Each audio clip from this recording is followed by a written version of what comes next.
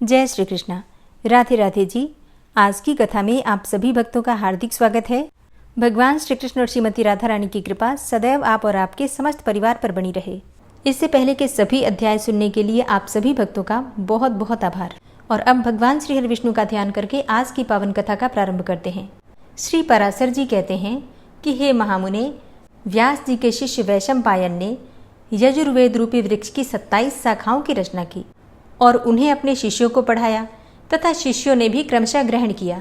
हे द्विज, उनका एक परम धार्मिक और सदैव गुरु की सेवा में तत्पर रहने वाला शिष्य था ब्रह्मरात का पुत्र याज्ञवल्क्य। जो कोई महामेरु पर स्थित हमारे उस समाज में सम्मिलित नहीं होगा, उसको 7 रात्रियों के भीतर भी ब्रह्म हत्या लगेगी। हे द्विज, इस प्रकार मुनियों ने पहले जिस समय को नियत किया था उसका केवल एक वैशंपायन ने ही अतिक्रमण कर दिया। इसके पश्चात उन्होंने प्रमादवश पैर से छुए हुए अपने भांजे की हत्या कर डाली। तब उन्होंने अपने शिष्यों से कहा, हे शिष्यगण, तुम सब लोग किसी प्रकार का विचार न करके मेरे लिए ब्रह्म हत्या को दूर करने वाला व्रत करो। तब याज्ञवल्क्य बोले कि हे भगवान, ये सब ब्राह्मण अत्यंत निस्तेज हैं, इन्हें कष्ट देने की क्या आवश्यकता है। मैं अकेला ही इस व्रत का अनुष्ठान कर दूंगा। इससे गुरु वैशंपायन जी ने क्रोधित होकर महामुनि याज्ञवल्क्य जी से कहा, अरे ब्राह्मणों का अपमान करने वाले, तूने मुझसे जो कुछ पढ़ा है वह सब त्याग दे। तू इन समस्त द्विज श्रेष्ठों को निस्तेज बताता है। मुझे तुझ जैसे आज्ञा भंगकारी शिष्य से कोई प्रयोजन नहीं है। याज्ञवल्क्य ने कहा, हे द्विज, मैंने तो भक्तिवश आपसे ऐसा कहा था, मुझे भी आपसे कोई प्रयोजन नहीं है। लीजिए, मैंने आपसे जो कुछ पढ़ा है वो ये मौजूद है। श्री पराशर जी कहते हैं कि ऐसा कहकर महामुनि याज्ञवल्क्य जी ने रुधिर से भरा हुआ मूर्तिमान यजुर्वेद वाम करके उन्हें दे दिया और स्वेच्छानुसार चले गए। हे द्विज, याज्ञवल्क्य द्वारा वमन की हुई उन यजुश्रुतियों को अन्य शिष्यों ने तितिर अर्थात तीतर होकर ग्रहण कर लिया, इसलिए वे सब तैत्तिरीय कहलाए। हे मुनि सत्तम, जिन विप्रगण ने गुरु की प्रेरणा से ब्रह्म हत्या विनाशक व्रत का अनुष्ठान किया था, वे सब व्रताचरण के कारण यजु शाखाध्यायी चरकार्ध्वयु हुए। तदनंतर याज्ञवल्क्य ने भी यजुर्वेद की प्राप्ति की इच्छा से प्राणों का संयम करके संयत चित्त से सूर्य भगवान की स्तुति की। याज्ञवल्क्य जी बोले कि अतुलित तेजस्वी, मुक्ति के द्वार स्वरूप तथा वेद त्रय रूप तेज से संपन्न एवं ऋक यजु तथा साम स्वरूप सविता देव को नमस्कार है। जो अग्नि और चंद्रमा रूप जगत के कारण और शुश्रुम नामक परम तेज को धारण करने वाले हैं, उन भगवान भास्कर को नमस्कार है। कला, काष्ठा, निमेद आदि काल ज्ञान के कारण तथा ध्यान करने योग्य पर ब्रह्म स्वरूप विष्णुमय श्री सूर्यदेव को नमस्कार है। जो अपनी किरणों से चंद्रमा को पोषित करते हुए देवताओं को तथा स्वधा रूप अमृत से पितृगण को तृप्त करते हैं, उन तृप्ति रूप सूर्यदेव को नमस्कार है। जो हिम, जल और उष्णता के कर्ता हैं, अर्थात शीत, वर्षा और ग्रीष्म आदि ऋतुओं के कारण हैं और जगत का पोषण करने वाले हैं, उन त्रिकाल मूर्ति विधाता भगवान सूर्य को नमस्कार है। जो जगतपति इस संपूर्ण जगत के अंधकार को दूर करते हैं, उन सत्वमूर्तिधारी विवस्वान को नमस्कार है। जिनके उदित हुए बिना मनुष्य सत्कर्म में प्रवृत्त नहीं हो सकते और जल शुद्धि का कारण नहीं हो सकता, उन भास्वान देव को नमस्कार है। जिनके किरण समूह का स्पर्श होने पर लोक कर्मानुष्ठान के योग्य होता है, उन पवित्रता के कारण शुद्ध स्वरूप सूर्यदेव को नमस्कार है। भगवान सविता, सूर्य, भास्कर और विवस्वान को नमस्कार है। देवता आदि समस्त भूतों के आदिभूत आदित्य देव को बारंबार नमस्कार है। जिनका तेजोमय रथ है, प्रज्ञा रूप ध्वजाएं हैं, जिन्हें छंदों में अमर अश्वगण वहन करते हैं तथा जो त्रिभुवन को प्रकाशित करने वाले नेत्र रूप हैं, उन सूर्यदेव को मैं नमस्कार करता हूँ। श्री पराशर जी कहते हैं कि उनके इस प्रकार स्तुति करने पर भगवान सूर्य अश्व रूप से प्रकट होकर बोले कि तुम अपना अभिष्ट वर मांगो। तब याज्ञवल्क्य जी ने उन्हें प्रणाम करके कहा कि आप मुझे उन यजुश्रुतियों का उपदेश कीजिए जिन्हें कि मेरे गुरु जी भी न जानते हों। उनके ऐसा कहने पर भगवान सूर्य ने उन्हें अयातयाम नामक यजुश्रुतियों का उपदेश दिया, जिन्हें उनके गुरु वैशंपायन जी भी नहीं जानते थे। हे द्विजोत्तम, उन श्रुतियों को जिन ब्राह्मणों ने पढ़ा था वे वाजी नाम से विख्यात हुए, क्योंकि उनका उपदेश करते समय सूर्य भी अश्वरूप हो गए थे। हे महाभाग, उन वाज श्रुतियों की कान्व आदि 15 शाखाएं हैं, वे सब शाखाएं महर्षि याज्ञवल्क्य की प्रवृत्ति की कही जाती हैं। श्री पराशर जी आगे कहते हैं, हे मैत्रेय, जिस क्रम से व्यास जी के शिष्य जैमिनी ने सामवेद की शाखाओं का विभाग किया था वो मुझसे सुनो। जैमिनी का पुत्र सुमंतु था और उसका पुत्र सुकर्मा हुआ। उन दोनों महामती पुत्र पौत्रों ने सामवेद की एक एक शाखा का अध्ययन किया। तदनंतर सुमंतु के पुत्र सुकर्मा ने अपने सामवेद संहिता के 1 सहस्त्र शाखा भेद किए और हे द्विजोत्तम, उन्हें उसके कौशल्य, हिरण्यनाभ तथा पौष्पिंची नामक 2 महाव्रती शिष्यों ने ग्रहण किया। हिरण्यनाभ के 500 शिष्य थे जो उद्दिच्य सामक कहलाए। इसी प्रकार जिन अन्य द्विजोत्तमों ने इतनी ही संहिताएं हिरण्यनाभ से ग्रहण की, उन्हें पंडित जन प्राच्य सामक कहते हैं। पौष्पिंची के शिष्य लोकाक्षी, नौधमी, कक्षीवान और लांगली थे। उनके शिष्य प्रशिष्यों ने अपनी अपनी संहिताओं के विभाग करके उन्हें बढ़ा दिया। महामुनि कृत्ति नामक हिरण्यनाभ के एक और शिष्य ने अपने शिष्यों को सामवेद की 24 संहिताएं पढ़ाई। फिर उन्होंने भी सामवेद का शाखाओं द्वारा खूब विस्तार किया। अब मैं अथर्ववेद की संहिताओं के समुच्चय का वर्णन करता हूँ। अथर्ववेद को सर्वप्रथम अमित तेजोमय सुमंतु मुनि ने अपने शिष्य कबंध को पढ़ाया था। फिर कबंध ने उसके 2 भाग करके उन्हें देवदर्श और पथ्य नामक अपने शिष्यों को दिया। हे द्विजसत्तम, देवदर्श के शिष्य मेध, ब्रह्मबली, शौल्यकानी और पिप्पल थे। हे द्विज, पथ्य के भी जाबाली, कुमुदादि और शौनक नामक 3 शिष्य थे जिन्होंने संहिताओं का विभाग किया। शौनक ने भी अपनी संहिता के 2 विभाग करके उनमें से एक वभ्रु को तथा दूसरी सैंधव नामक अपने शिष्य को दे दी। सैंधव से पढ़कर मुच्चिकेश ने अपनी संहिता के पहले 2 और फिर 3 विभाग किए। नक्षत्रकल्प, वेदकल्प, संहिताकल्प, अंगिर संकल्प और शांतिकल्प। उनके रचे हुए ये 5 विकल्प अथर्ववेद संहिताओं में सर्वश्रेष्ठ हैं।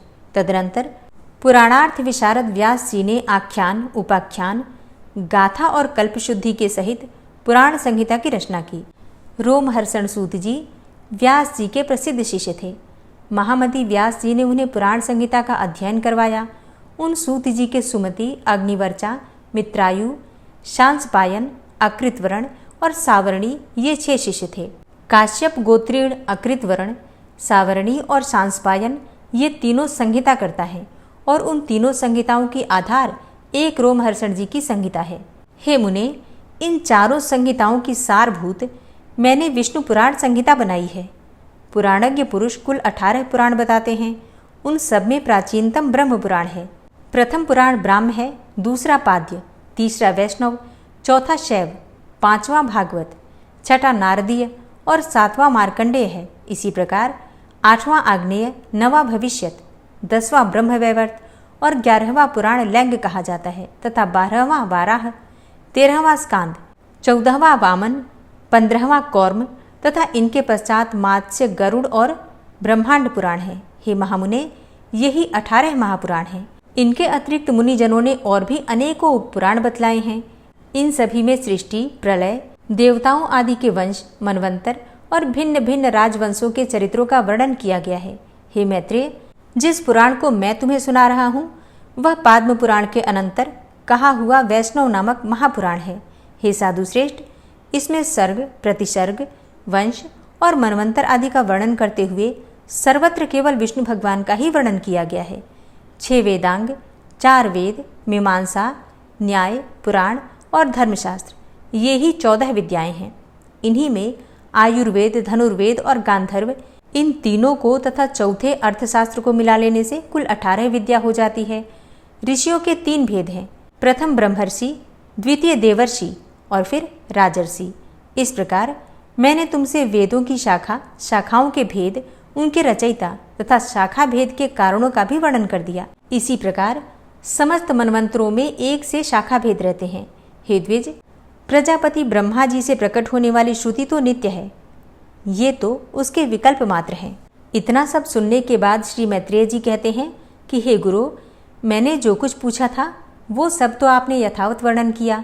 अब मैं एक और बात सुनना चाहता हूँ, वो भी आप मुझसे कहिए। हे महामुने, 7 द्वीप, 7 पाताल, 7 लोक ये सभी स्थान जो इस ब्रह्मांड के अंतर्गत हैं, स्थूल, सूक्ष्म, सूक्ष्मतर, सूक्ष्माति सूक्ष्म तथा स्थूल और स्थूलतर जीवों से भरे हुए हैं। हे मुनिसत्तम, 1 अंगुल का 8वां भाग भी कोई ऐसा स्थान नहीं है जहाँ कर्म बंधन से बंधे हुए जीव न रहते हों, किंतु हे भगवन, आयु के समाप्त होने पर ये सभी यमराज के वशीभूत हो जाते हैं और उन्हीं के आदेशानुसार नरक आदि नाना प्रकार की यातनाएं भोगते हैं। तदनंतर पाप भोग के समाप्त होने पर वे देवादि योनियों में घूमते रहते हैं। सकल शास्त्रों का ऐसा ही मत है। अतः आप मुझे वह कर्म बताइए जिसे करने से मनुष्य यमराज के वशीभूत नहीं होता। मैं आपसे यही सुनना चाहता हूँ। श्री पराशर जी बोले, हे मुने, यही प्रश्न महात्मा नकुल ने पितामह भीष्म से पूछा था। उसके उत्तर में उन्होंने जो कुछ भी कहा था वो सुनो। भीष्म जी ने कहा, हे वत्स, पूर्व काल में मेरे पास एक कलिंग देशीय ब्राह्मण मित्र आया और मुझसे बोला कि मेरे पूछने पर एक जाति स्मर मुनि ने बतलाया था कि ये सब बातें अमुक अमुक प्रकार की होंगी। हे वत्स, उस बुद्धिमान ने जो जो बातें जिस प्रकार होने को कही थी वे सब बातें जो की त्यों ही हुई। इस प्रकार उसमें श्रद्धा हो जाने से मैंने उससे फिर कुछ और भी प्रश्न किए और उनके उत्तर में उस द्विजश्रेष्ठ ने जो जो बातें बतलाई थी उनके विपरीत मैंने कभी कुछ नहीं देखा। एक दिन जो बात तुम मुझसे पूछते हो वही मैंने उस कलिंग ब्राह्मण से पूछी। उस समय उसने उन मुनि के वचनों को याद करके कहा कि उस जाति स्मर ब्राह्मण ने यम और उनके दूतों के बीच में जो संवाद हुआ था वो अति गूढ़ रहस्य मुझे सुनाया था। वही मैं तुमसे कहता हूँ। कलिंगा बोला कि अपने अनुचर को हाथ में पास लिए देखकर यमराज ने उसके कान में कहा कि भगवान मधुसूदन के शरणागत व्यक्तियों को छोड़ देना, क्योंकि मैं वैष्णवों से अतिरिक्त और सब मनुष्यों का ही स्वामी हूँ। देव पूज्य विधाता ने मुझे यम नाम से लोगों के पाप और पुण्य का विचार करने के लिए नियुक्त किया है। मैं अपने गुरु श्री हरि के वशीभूत हूँ, स्वतंत्र नहीं हूँ। भगवान विष्णु मेरा भी नियंत्रण करने में समर्थ हैं। जिस प्रकार स्वर्ण भेद रहित और एक होकर भी कटक, मुकुट तथा कर्णिका आदि के भेद से नाना रूप प्रतीत होता है, उसी प्रकार एक ही हरि का देवता, मनुष्य और पशु आदि नानाविध कल्पनाओं से निर्देश किया जाता है। जिस प्रकार वायु के शांत होने पर उसमें उड़ते हुए परमाणु पृथ्वी से मिलकर एक हो जाते हैं, उसी प्रकार गुण क्षोम से उत्पन्न हुए समस्त देवता, मनुष्य और पशु आदि उस सनातन परमात्मा में ही लीन हो जाते हैं। जो भगवान के सुरवर वंदित चरण कमलों की परमार्थ बुद्धि से वंदना करता है, घृताहुति से प्रज्वलित अग्नि के समान समस्त पाप बंधन से मुक्त हुए उस पुरुष को तुम दूर ही से छोड़कर निकल जाना। यमराज के ऐसे वचन सुनकर पाशहस्त यमदूत ने उससे पूछा, हे प्रभो, सबके विधाता भगवान श्री हरि का भक्त कैसा होता है, यह आप मुझसे कहिए। इस प्रश्न के उत्तर में यमराज ने क्या कहा यह आप कल की कथा में सुनेंगे। तो उम्मीद करती हूँ आज की कथा आपको ज़रूर पसंद आई होगी, और अगर कथा पसंद आई हो तो वीडियो को लाइक ज़रूर कीजिएगा, और अगर संभव हो तो वीडियो को शेयर भी कीजिए। और हाँ, कमेंट बॉक्स में राधे राधे लिखना बिल्कुल मत भूलिए। और अब आप सुनेंगे श्री नारायण कवच, जिसके सुनने मात्र से भगवान श्री हरि विष्णु की असीम कृपा आपको प्राप्त होगी। श्री नारायण कवच। ओम नमो नारायणाय इस प्रकार से उच्चारण करके इस पाठ को श्रवण करते हैं। भगवान श्री हरि गरुड़ जी की पीठ पर अपने चरण कमल रखे हुए हैं। अणिमा आदि 8 सिद्धियां उनकी सेवा कर रही हैं और 8 हाथों में शंख, चक्र, ढाल, तलवार, गदा, बाण, धनुष और पाश अर्थात फंदा धारण किए हुए हैं। वे ही ओमकार स्वरूप प्रभु सब प्रकार से सब ओर से मेरी रक्षा करें। मत्स्य मूर्ति भगवान जल के भीतर जल तंतुओं से और वरुण के पास से मेरी रक्षा करें। माया से ब्रह्मचारी रूप धारण करने वाले वामन भगवान स्थल पर और विश्वरूप श्री त्रिविक्रम भगवान आकाश में मेरी रक्षा करें। जिनके घोर अट्टहास करने पर सब दिशाएं गूंज उठी थी और दैत्य पत्नियों के गर्भ गिर गए थे, वे दैत्य युद्धपतियों के शत्रु भगवान नृसिंह किले, जंगल, रणभूमि आदि विकट स्थानों में मेरी रक्षा करें। अपनी दाढ़ों पर पृथ्वी को उठा लेने वाले यज्ञ मूर्ति वाराह भगवान मार्ग में, परशुराम जी पर्वतों के शिखरों पर और लक्ष्मण जी के सहित भरत के बड़े भाई भगवान रामचंद्र प्रवास के समय मेरी रक्षा करें। भगवान नारायण मारण, मोहन आदि भयंकर अभिचारों और सब प्रकार के प्रमादों से मेरी रक्षा करें। ऋषि श्रेष्ठ नर गर्व से, योगेश्वर भगवान दत्तात्रेय योग के विघ्नों से और त्रिगुणाधिपति भगवान कपिल कर्म बंधन से मेरी रक्षा करें।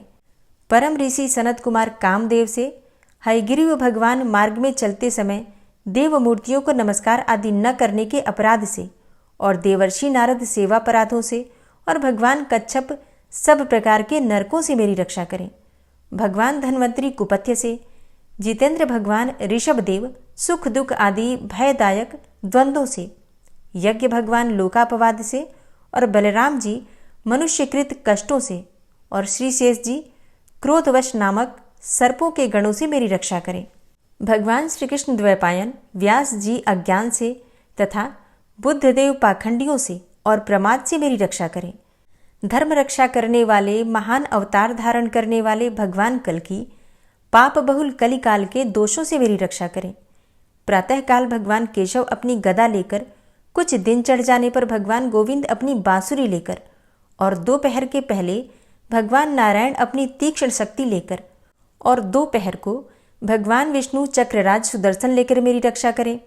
तीसरे पहर में भगवान मधुसूदन अपना प्रचंड धनुष लेकर मेरी रक्षा करें और सायंकाल में ब्रह्मा आदि त्रिमूर्तिधारी माधव, सूर्यास्त के बाद ऋषिकेश, अर्धरात्रि के पूर्व तथा अर्धरात्रि के समय अकेले भगवान पद्मनाभ मेरी रक्षा करें। रात्रि के पिछले प्रहर में श्रीवत्स लांछन श्रीहरि, उषा काल में खड्गधारी भगवान जनार्दन और सूर्योदय से पूर्व श्री दामोदर और संपूर्ण संध्याओं में काल मूर्ति भगवान विश्वेश्वर मेरी रक्षा करें। हे सुदर्शन, आपका आकार चक्र रथ के पहिए की तरह है। आपके किनारे का भाग प्रलयकालीन अग्नि के समान अत्यंत तीव्र है। आप भगवान की प्रेरणा से सबोर घूमते रहते हैं। जैसे आग वायु की सहायता से सूखे घास फूस जला डालती है, वैसे ही आप हमारी शत्रु सेना को शीघ्र से जला दीजिए। हे कौमुद की गदा, आपसे छूटने वाली चिंगारियों का स्पर्श वज्र के समान असह्य है। आप भगवान अजित की प्रिया हैं और मैं उनका सेवक हूँ। इसलिए आप कुष्मांड, विनायक, यक्ष, राक्षस, भूत और प्रेत आदि ग्रहों को अभी कुचल डालिए तथा मेरे शत्रुओं को चूर चूर कर दीजिए। हे शंखश्रेष्ठ, आप भगवान श्री कृष्ण के फूंकने से भयंकर शब्द करके मेरे शत्रुओं का दिल दहला दीजिए एवं यातुधान, प्रमथ, प्रेत, मातृका, पिशाच तथा ब्रह्म राक्षस आदि भयावने प्राणियों को यहाँ से तुरंत भगा दीजिए। भगवान की श्रेष्ठ तलवार, आपकी धार बहुत तीक्ष्ण है। आप भगवान की प्रेरणा से मेरे शत्रुओं को छिन्न भिन्न कर दीजिए। भगवान की प्यारी ढाल, आप में सैकड़ों चंद्राकार मंडल है। आप पाप दृष्टि, पापात्मा शत्रुओं की आंखें बंद कर दीजिए और उन्हें सदा के लिए अंधा बना दीजिए। सूर्य आदि ग्रह, धूमकेतु, पुच्छल तारे आदि केतु, दुष्ट मनुष्य, सर्प आदि रेंगने वाले जंतु, दाढ़ों वाले हिंसक पशु, भूत प्रेत आदि तथा पापी प्राणियों से हमें जो भय हो और जो हमारे मंगल के विरोधी हो, वे सभी भगवान के नाम, रूप तथा आयुधों का कीर्तन करने से तत्काल नष्ट हो जाएं। बृहद, रथंतर आदि सामवेदीय स्तोत्रों से जिनकी स्तुति की जाती है, वे वेद मूर्ति भगवान गरुड़ और विश्वक्सेन जी अपने नामोच्चारण के प्रभाव से हमें सब प्रकार की विपत्तियों से बचाएं। श्रीहरि के नाम, रूप, वाहन, आयुध तथा श्रेष्ठ पार्षद हमारी बुद्धि, इंद्रिय, मन और प्राणों को सब प्रकार की आपत्तियों से बचाएं। जितना भी कार्य अथवा कारण रूप जगत है, वह वास्तव में भगवान ही है। इस सत्य के प्रभाव से हमारे सारे उपद्रव नष्ट हो जाएं। जो लोग ब्रह्म और आत्मा की एकता का अनुभव कर चुके हैं, उनकी दृष्टि में भगवान का स्वरूप समस्त विकल्पों से रहित है, भेदों से रहित है।